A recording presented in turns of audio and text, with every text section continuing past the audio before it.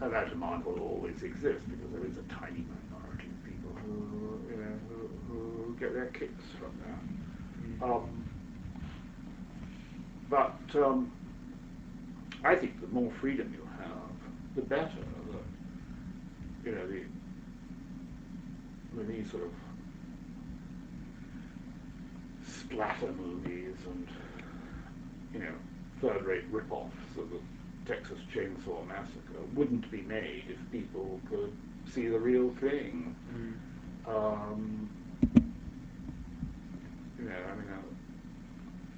But I think in the long run, censorship is inconceivable, and each of us will have to make our own moral way through the world, decide, to ration one's natural curiosity as to some more deviant human behaviour. You're saying that society is now generally consumer-led, and you also talked about public anger. How does public anger manifest itself in a consumer society, taking into account things such as the protest riot in Trafalgar Square, but also clear example in a way. Yeah, but also how does that kind of, which is relatively traditional. That's sort of old-fashioned street politics. That's right. Yeah, but how does that map on? What's the combination of that and the failure of the Sierra, for instance? What's the transition? Well, the failure of Sierra is simply people voting with their feet. It's the failure of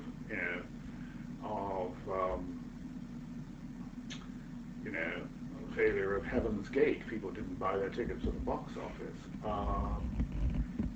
and the box office is where people vote these days. It's much more significant than any electoral ballot box, where you bring in a different set of middle-aged lawyers.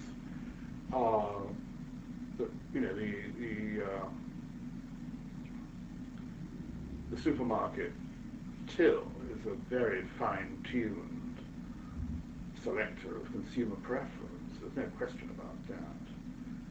And that applies across the whole range of consumer choices and information choices too. And entertainment choices. You don't need to demonstrate in the street.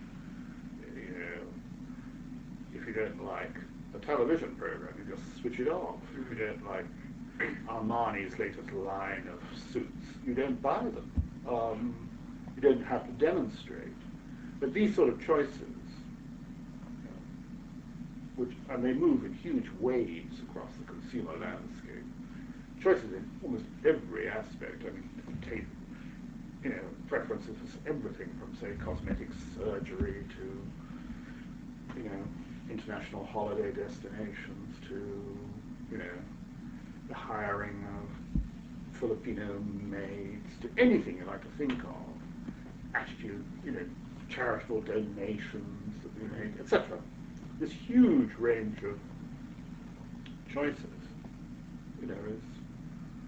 doesn't need, we don't need to demonstrate to bring them about, but they are the choices that influence, So politics is more along the nomadic line, Richard Dawkins' theory of nemesis. Show for sort of show's sake, or mimetic in the sense of imitating. Well, in terms of the evolution now happens in the mimicking of people's behaviour, and so the sort of ways of imitate, like it's slang. Maybe some truth in that. I would have. It could be true. I would have thought that it was sort of. It was gestural. It's rather like a Punch and Judy show. I don't know if you have anything comparable in. It probably came from Italy in the first place, but the violence and the behaviour of the puppets in a Punch and Judy show does say something about human behaviour. That's why we all enjoy it. But it has that sort of role. In a broad musical way, politics.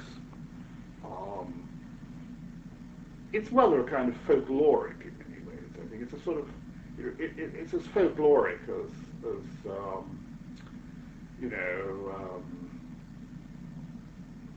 forms of, what am I thinking of? Ritual dance, or dancing around a maypole or something of this kind. It reminds us of certain sort of divisions in society and slightly different approaches to solving social problems. But it's more a sort of huge theatre, really. I mean, it's rather like the sort of rituals that you find in a church on a Sunday. They say something of, they do refer to real elements in people's lives, but at such a far distance